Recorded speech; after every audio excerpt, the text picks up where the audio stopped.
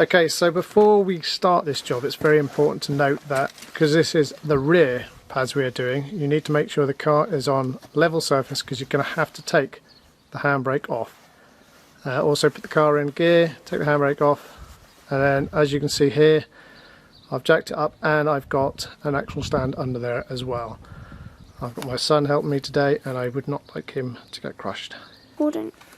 Okay, so I've obviously started recording this video halfway through, but to actually remove the caliper you need to get a 13mm spanner on the nut back there, sorry, on the bolt back there, and then you also need to hold that with a 17mm spanner. So undo both of those and then you can slide this out. It will be tight. Once you have slid that out the way, you can then knock the pads out of that bit. Cut. Okay, so we're doing the Kia Venga rear brakes. Not my favourite job working on the missus car, but it is what it is. Also we have a guy in the background doing his garden, so I apologise. So the missus complained about some nasty noises coming from the rear of her car, and we have actually gone down to the metal on the outside pad. So Thomas, if you want to just zoom in so I can show you this. Right, can you see that? So it's actually gone down to the metal and it's actually just started to damage the pad, sorry, the disc there. So we needed to change it, or change the pads. In the past we have had problems with this caliper on this side. It seems to bind and stick. So we're going to have a look at making everything clean and free to make sure it doesn't bind anymore. Okay, so as you can see I've removed the caliper, and one of the jobs you're going to need to do is wind the piston back in. So the piston is that bit there, can you see that, Thomas? Yeah. And obviously that has come out as the pads have worn. So what you need to do is get a winding tool. Just move back a bit, Thomas. And this is my winding tool. It's a universal one. Costs quite a lot of money from the local shop, but I don't mind. You probably could get it cheaper off eBay. So these two lugs there align with the slots in the pad like so. You put that behind it, wind that out to jam it in. It's quite a fiddly tool to use this, I have to be honest. I don't know if you can see that, Thomas, or you're too close. Right, can you see it or not? Yeah, I see it. And then once you've done that, you should be able to turn the handle and screw a pad back in, which I can now do. It's got easier as I've gone along. I don't know if you'll be able to see. Can you focus down there and stop wiggling the camera around, Thomas? That should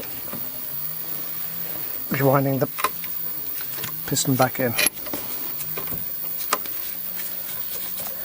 Very back-handed tool to use. I think we're nearly there though. The other area you need to look at is this bit. These are what allows the caliper to slide in and out, because obviously you've only got one piston on one side. Now if you're careful and twist these off, you should be able to take out that, make sure that is nicely cleaned and renew the grease. Now they are not too bad and they do slide quite nicely. Make sure they are back in because you don't want dirt getting in those, but they should be nice and free to move. Okay, so I've got the new pads here. They're not the same for each side. You've got this little bit here. This pad with that device on should go on the inside. This makes a noise when it gets down to that level there. Makes a squeak, so you know that the pads are nearly done. Made no difference on this car because it was the outside one. Anyway, that should really be at the bottom like so.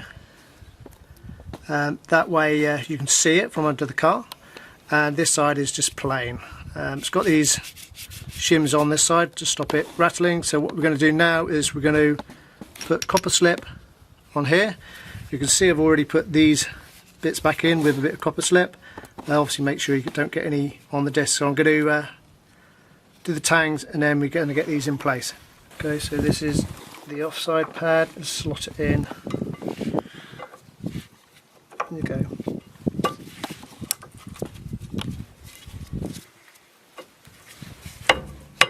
There we go, so that one's in.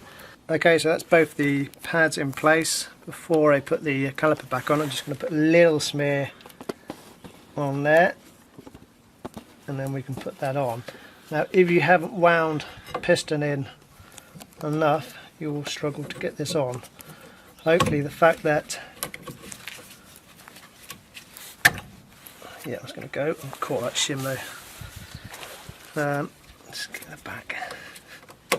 Okay, so that's worked all right. Obviously I've got the piston back far enough. If you change the discs at the same time, you're going to be the worst case scenario. So you might have to push that piston right back in to get the new pads in on a new disc. Okay, so I'm on the other side. I'm just doing both sides in case I forget to say something. So that's the new pad with the copper slip. It's not actually copper slip. It's a different type of chemical, and it does say it is suitable for rear brakes or brakes.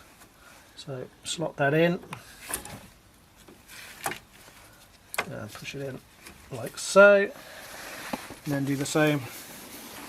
The inside one, again, that bit's going to be at the bottom. Okay, so that's both pads in place. Next thing to do is get the caliper on. Should fit nicely in there. Make sure the pads are nice and tight. One thing I will point out, if you can zoom in on those, Thomas. You see them? Yeah. So these are the caliper retaining bolts, and they really haven't got much head on them, and they're very easy to round. So when I'm tightening it up, I'm actually using the 17 that's on that bit to finally tighten it up. It seems to be a better way to go. Okay, so that's the caliper all done and tightened up.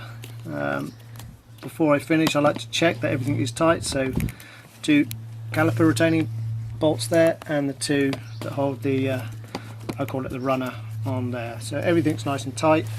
Before I drop the car, I am just going to operate the handbrake a few times, just so we can reset the handbrake mechanism, and then pump the brake pedal just to make sure everything's good. So Thomas, if you aim it at this mechanism here,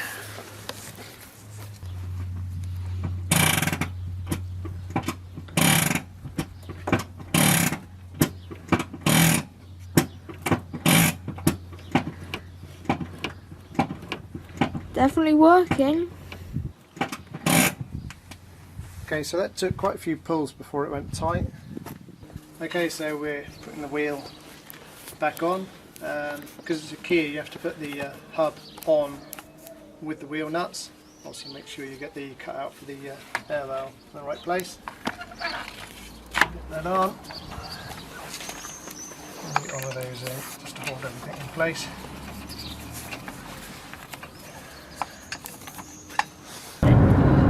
Okay, so we're out on the test drive and everything seems to be working fine. Handbrake, yep, that works.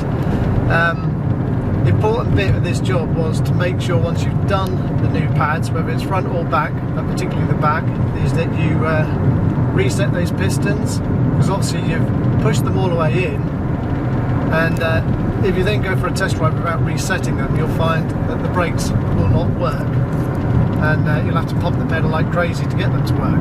So by resetting them, by operating the handbrake several times, in my case about 10 times I had to operate it, you then reset the pistons back to their operating position.